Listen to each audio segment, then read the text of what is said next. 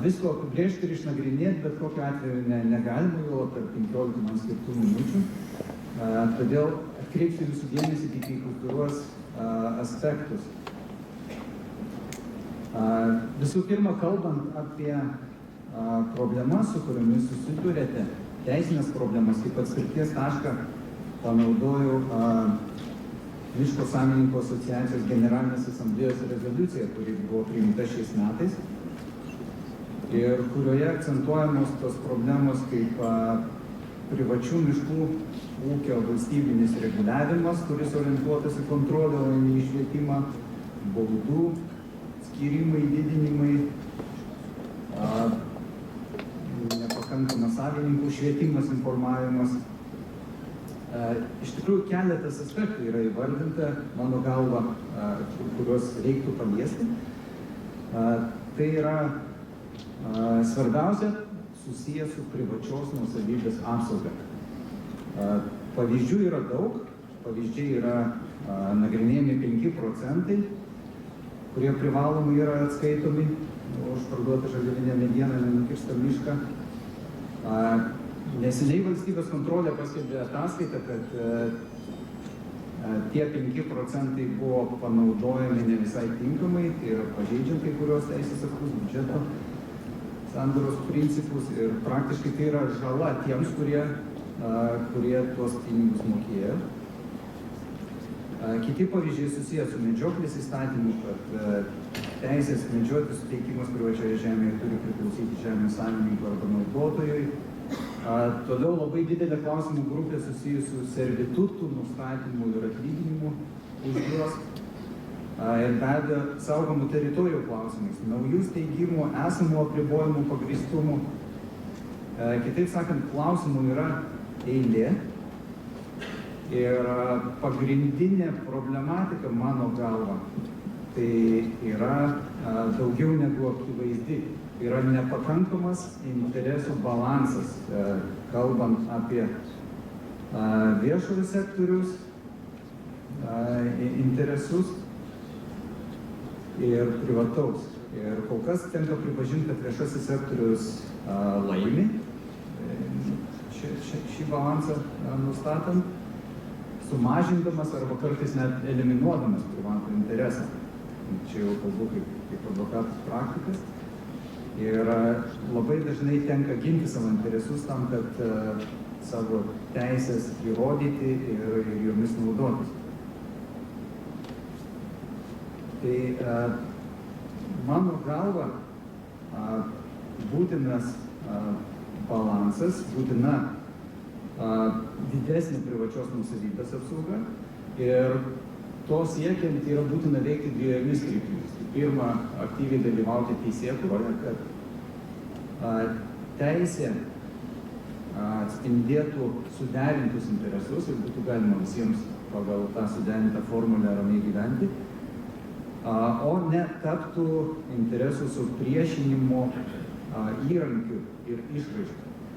Tai teisėkūros procese yra itin svarbu atstovauti savo interesus. Ir kitas aspektas tai yra ginti savo teisės jau esamų mechanizmų ribose. Mechanizmų ir įrankių tikrai yra pakankamai, nesvarbu, kad jie tiesiogiai nėra įvardinti. Miškų sektoriuje nėra jokių tokių panašių apklausų, bet jums leido šiokią tokią analogiją su sveikatos sektoriumi Lietuvoje. Galiu pacituoti. Tai pagal atliktas reprezentatyvias apklausas 25% apsilankiusių asmenų sveikatos priežiūros įstaigose teigia, kad jų teisės buvo pažeistos. Kas ketvirtas žmogus jaučia, kad jo teisės buvo pažeistos. Bet 93% iš jų niekur nesikreipia ir nieko nedaro tam, kad tas teisės gintų. 7% vieną ar kitą veiksmą, aišku, tai yra individualu, atlieka, bet 93% absoliuti dauguma savo interesų mėgina. Tai atitinkamai ir visa politika ir jos įgyvendinimas ir krypsta vienos iš šalių naudai. Tai čia nesvarbu, ar sveikatos sektorių, ar miškų sektorių paimsim. Sugrįžtant prie miško savininkams, žemės savininkams ir ypač ūkinę komercinę veiklą vykdančių asmenų kasdienio gyvenimo. Ten, kur susidarima su biurokratiniais mechanizmais, su patikrinimais, tai aš tiesiog noriu atkreipti jūsų dėmesį į viešo administravimo įstatymą. Tas įstatymas dar 2010 metais buvo papildytas naujų 4 skirsnių apie ūkio subjektų veiklos priežiūrą. Ir tas reguliavimas apima visus viešo sektoriaus subjektų santykius su verslą vykdančiais subjektais, su miško savininkais. Ten buvo įtvirtinta labai geri ir gražus principai, tai yra, kad viešojo sektoriaus institucijos turi vadovautis minimalios ir proporcingos priežiūros naštos principų.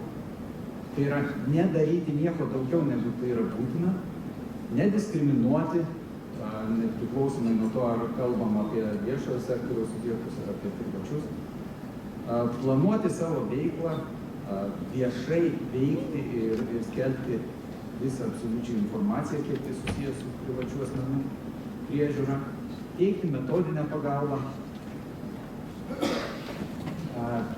konsultuoti, jeigu kalbam apie konkretesnius aspektus, tai tos viešo administravimo įstaigos buvo įpareigotos konsultuoti verslo subjektus. Ir tarkim, jeigu ūkio subjektas vadovaujasi rašytinę viešai paskelbtą konsultaciją, vėliau jo negalima bausti už tai, kad jis laikė tos konsultacijos. Nors praktikoje iki įstatymo tokių atvejų pasitaikydavo. Įstatymas kalba labai aiškiai apie patikrinimus, apie tai, kad planiniai patikrinimai, kurių turi būti absoliuti dauguma, turi būti suplanuojami iš anksto. Kiekvienas subjektas, kuris tais metais bus tikrinamas, privalo būti informuojamas, privalo būti jam pranešama keletą dienų, nemažiau kaip 10 darbo dienų iš tikrųjų, iki patikrinimo, kokius dokumentus jis turi paruošti, nes ateis viešo administravimo įstaiga pareigūnas. Neplaniniai patikrinimai galimi tik tais atvejais, kai atitinka įstatymų numatytas sąlygas. Taip pat įvardinti tokie aspektai, kad jeigu viešo administravimo subjektas suranda mažareikšmį pažeidimą, už tai jis neturėtų bausti, o turėtų būti skiriama pastaba, žodinė pastaba. Tai kitaip sakant, yra visa eilė įstatymą numatytų priemonių, kuriomis galima naudotis ir kurios stipriai palengvintų gyvenimą, jeigu tokie subjektai šiomis teisėmis naudotųsi. Ir dabar pasižiūrėjus, ta visa informacija yra skelbiama ir Ūkio ministerijos puslapyje. Konkrečiai su jūsų veiklos sfera yra susijusi aplinkos viešo administravimo institucijų grupė. Tai yra taikoma šis įstatymas ir visi standartai aplinkos apsaugos agentūrai, aplinkos ministerijai, regiono aplinkos apsaugos departamentam, generaliniai miškų urėdijai, geologijos tarnybai, miškų urėdijoms, nacionaliniai žemės tarnybai, valstybiniai miškų tarnybai. Įvardinti visi subjektai ir jie privalo skelbti atmintinės. Ūkio subjektams, kurie veikia miškų sektoriuje, turi aiškinti jų teisės, konsultuoti, nebausti, padėti. Bet specialiai vakar dar patikrinau, tarkim, generalinį miškų urėdiją prie ūkio subjektų priežiūros įdėjus nuorodą ir informacija ruošiama. Atskirose miškų urėdijose apskritai tokios informacijos nėra, nors jį privalo būti pagal įstatymą. Nacionalinės žemės tarnybos puslapyje, tarkim, turi būti tikrinimo kriterijai, ką tikrins, kaip ir kada. Taip pat yra informacija ruošiama ir paskutinis atnaujinimas 13 metais Tai daugelį tų viešo administravimo įstaigų puslapių paskutinė informacija datuojama 2014 metais, kai kur neveikia nuorodos, ta informacija nepateikiama, nors jie yra privaloma pagal įstatymą ir, kaip sakiau, stipriai palengvintų gyvenimą. Tai galiu drąsiai teikti, jog tas viešo administravimo įstatymas, kuriuo galima naudotis, kuriuo reikia naudotis kiekvieną dieną, ir kuris priimtas 2010 metais iki miškų sektoriaus pilnai tikrai dar nėra atėjęs ir nėra įgyvendinimas.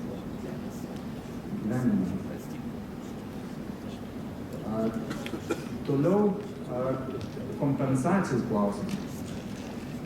Šiuo metu kaip tik vyriausybė rengia pakeitimus kompensacijų mokamų už naudojimas administracinio aktų nustatyti žemės servitutais. Tie pakeitimai rengiami, bet nepaisant to, mano siūlymas tai yra nežiūrėti vien tik į atskiras instrukcijas, bet žiūrėti į visą teisinę bazę, kuri leidžia savo interesus apginti. Tai yra, tarkim, jeigu pasižiūrėjus paskutinių poros metų aukščiausio teismo praktiką, precedentus, kurie yra suformuoti šio teismo ir į kuriuos yra kreipiamas dėmesys toliau nagrinėjant panašias bylas. Tai yra 2016 metų byla, kurioje kasacinis teismas išaiškino, jog kaip tarnaujančio daikto savininkui yra išmokama metodikoje vyriausybės nutarimų patvirtinta kompensacija, bet ji yra nepakankama visiems nuostoliams padengti. Tokiu atveju savininkas gali papildomai kreiptis dėl papildomų kompensacijų dalykų. Tai yra nesvarbu, kad pagal vyriausybės nutarimą pilnos kompensacijos negavus, gali papildomai kreiptis ir tą kompensaciją susikeisti. Ir tai apima ne tik negautas pajamas, kaip neįgyvendintas verslo planas, patirtos išlaidos, kitos išlaidos, be abejo, būtini įrodymai ir įrodinėjimo našta tenka ieškovui, bet faktas tas, kad nepaisant vyriausybės nutarimų ydingumo, šiai dienai tame vyriausybės nutarime yra nustatytos nepakankamos kompensacijos už programuojančios formulės, visada galima aukštesniais teisės aktais remiantį savo teisės apginti. Tai visų pirma, žmogaus teisų konvencija, kurie teismai naudojasi, Lietuvos Respublikos konstitucija, civilinis kodeksas. Ir tikrai yra pakankamai įrankių, kurie leidžia gauti pilnas kompensacijas už nustatytus servitutus. Kitoje byloje 2015 metais klausimas buvo toks, kad žemės sklype buvo įrengti elektros įrenginiai 1965 metais. Ir 1997 kitas asmuo įsigijo tą žemės sklypą su elektros įrengimais, su nustatytais servitutais. Ir kasacinio teismo nuomonė išnagrinėjus bylą buvo pasisakyta, jog dėl elektros įrengimų užimamos teritorijos, tai yra apsaugos zonos konkrečiai, patiriami nuostoliai turėtų būti kompensuojami. Dar kitoje 2015 metų byloje buvo nagrinėjama situacija, kai žemės sklypas, į kurį buvo atkurtos nuosavybės teisės, buvo perleistas kitiems asmenims ir naujasis savininkas kreipėsi dėl kompensacijos už servitutą priteisimą. Tai jau yra po perleidimo žemės sklypo. Ir teismo nuomonė taip pat, kadangi ir Konstitucija, ir Žmogaus teisų konvencija saugo privačią nuosavybę ir nustato pilnus kompensavimo mechanizmus, tai teismas pasisakė, jog ir naujasis savininkas net ir po perleidimo gali kreiptis dėl kompensacijų gavimo. Taigi įrankių, kad ir kurią sritį bepaimsim, nepriklausomai nuo visų poįstatyminių instrukcijų turinio, įrankių ginti savo teisės yra. Visų pirma, reikia didinti žmonių, kurie naudojasi teisę, tą teisinę sąmonę, informuotumą. Ir tai yra tiesioginis kelias į veiksmingą savo teisų gynybą. Nes aš asmeniškai visada mėgstu teisės klasikus, kurie teigia, jog teisės galų gale valstybėje gyvenime yra tiek, kiek jos pats apginti. Tai jeigu tu savo teisų neginsi, dažnai to rezultato negausi. Ir tos dvi kryptys, kurias minėjau, jos nors ir labai nekonkrečiai vietomis, abstrakčiai, bet yra apie jas kalbama 17 vyriausybės programoje, programos projekte. Tai yra, cituoju, sieksime sprendimo suderinant ekonominius interesus, teisę į nuosavybę ir gamtosauginius kraštovaizdžio apsaugos reikalavimus. Po to kitoje vietoje yra kalbama apie balansą tarp aplinkosauginių ir ekonominių veiklų miškuose.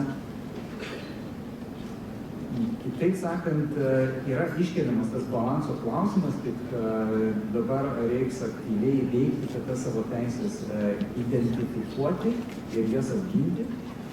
Be abejo, išvengiant kai kurių priemonių įgyvendinimo yra numatyta toje pačioje programoje taip pat administracinės atsakomybės vėlgi griežtinimas, nors jau šiai dienai yra pakankamai išsiskiriantis iš kitų teisės pažeidimų savo sankcijomis, savo dydžių. Tai belieka identifikuoti tas vietas, kurios padės ginant savo interesus ir ten savo interesus atstovauti. Ir aš tik atkreipsiu dėmesį, kad šiai dienai valstybėje yra visiškai nesutvarkyti ir praktiškai neveikia lobizmo įstatymas ir šios srities reguliavimas. Tai labai tinkama priemonė, vėlgi toje pačioje vyriausybės programoje, projekte yra numatyta, kad lobizmo sektorius bus tvarkomas ta linkme, kad visi asmenys darantys įtaką teisiniam reguliavimui bus laikomi lobistais. Tai pabaigiant, aš matyt palinkėsiu, kad asociacija ir kiekvienas iš jūsų taptų lobistais gerąja prasme pagal vyriausybės programos projektą ir savo teisės realizuotų ir apgintų. Tai Gyti, didelis dėkui už tą įvardinimą, iššūkių, galimybių teisinių, ir aš žiūriu į gerbiamą Joną Ivošką, žiūriu į poną Nulį, aplinkos ministerijos teisės departamento direktorių ir matyt dar Vytautas atėjo ką tik tai, ir ekonomistas, ir teisininkas, ir visų kitų galų specialistas. Mums labai svarbu, kad ta teisinė sistema būtų teisinga. Nes šiandien teko lankytis iš ryto Seime ir komitetų patarėjai sako, kad reikia šnekėti su Seimo pirmininku, kad prigaminama labai daug teisės aktų, tik pusė iš jų priimama, Seimas užsukamas į tokią karuselę beprasmės veiklos, jo labiau, kad yra dabartinė praktika, kad Seimo narys, kaip ir su tuo 5% mokesčių į paskutinį etapą įsūdė vieną tokį pakeitimą, kuris netgi Seimo teisės departamento išvadų nėra jokių sulaukęs. Ir va ta praktika bent jau tikimasi, kad bus kažkiek tai pakeista. Turiu 2 klausimus susirašęs ir matyt, dar mes turėsim galimybę padiskutuoti, paklausti netrukus po pranešimo, tai gal sulauksit ir daugiau. Gal pirmiausia iš kolegų teisininkų, nes atsimenu, kai Jonas Ivoškai išstoja, tai visada jisai ugningai pasako, ką reikia taisyti. Bet vis dėlto 2 tokie klausimai, su kuriais susidurėm. Mes susidurėm su situacija, kad ministerijos priima teisės aktą, kažkokį sprendimą, nutarimą, ir paskui, jeigu jisai kažkoks kreivas ar netoks, tai jie neaiškina, kaip jis taikomas, sakė, eikite į teismus, teismai išaiškins. Ar jūs matot visi teisininkai, kad tai yra teisinga praktika? Teoriškai tai yra teisės aiškinimo. Nes jūs dabar aiškinot, viešo administravimo įstatymas įpareigoto netgi pateikti atmintinės, kaip jisai turėtų elgtis žmogus ir nebausti, jeigu laikosi tų atmintinį. Taip, klausimas yra tikrai aktualus ir viešo administravimo įstatymas numato tą galimybę, jog gali būti kreipiamasi dėl išaiškinimo ir jeigu jis tinkamai pagal įstatymą yra patvirtinamas, paskelbiamas, patvirtinamas parašu, tada vėliau negali būti keičiama, faktiškai negali būti keičiama institucijos pozicija, negali būti taikomos sankcijos. Ta galimybė yra, tik vėl reikia naudoti. Treneriu, mes dabar žinok ir naudosimės iš karto grįžę jau nuo sekančios dienos visuose santykiuose su ministerijom vadovautomis šitų argumentų prašysim jūsų apginti. Antras dalykas, ar gali asociacija kaip organizacija inicijuoti teisminę bylą, jeigu pažeidžiama kokią ne asociacijos, bet Simonai, koks nors miško savininkas ar žemės savininkas turi problemą, kuri yra tipinė ir tada žmogus nesiryžta eiti į teismus, bet mes kaip asociacija norėtumėm tą procesą tiesiog pradėti neužsukti teisminį procesą. Ar gali asociacija užsiimti tokią veiklą, jeigu ne asociacijos interesai, bet atskirų jų narių interesai pažeidžiami? Ar aiškiai suformuluojama? Jo, iš tikrųjų turėtų dalyvauti tas asmuo, apie kurio interesus kalbam, o asociacija taip pat gali. Bet bendru atveju, kad yra tokia problema, ar pradėti, kad yra pažeidžia teisės aktas kažkokius interesus? Čia gal apie viešą interesą pradėti. O apie privatų? Vis tik, mano galva, turėtų dalyvauti. Aišku. Gerai. Tai klausykit, man labai imponuoja pono Gyčio vis dėlto tas galbūt daugelį teisininkų nebūdingas požiūris, toks atvirumas ir žiūrėjimas visumoje, kad būtų teisingumas, o ne kažkokia tai precizinio teisės akto, kažkokių vingrybių taikomas, ieškojimas kabliukų arba kažkokio tai įsikimo padėties. Gal dėl to, kad taip išauklėtas, gal dėl to, kad vis dėlto teko atstovauti valstybę dabar privačių savininkų organizacijų interesus. Tai tikrai džiaugiamės, kad bendradarbiaujam, tikimės, kad ir savininkai kreipsis organizacijos, bet mes irgi pasinaudosim tą galimybę. Ir norim vėlgi tradiciškai įteikti aštrų instrumentą tų neteisybės panaikinimo iš šaknų, taipogi Kalėdų proga artėjant norim tokią mažą gamtos dalelę padovanoti jums, kad prisimintumėt, kad ir Kalėdos artėja, ne vien tik. Ačiū jums labai.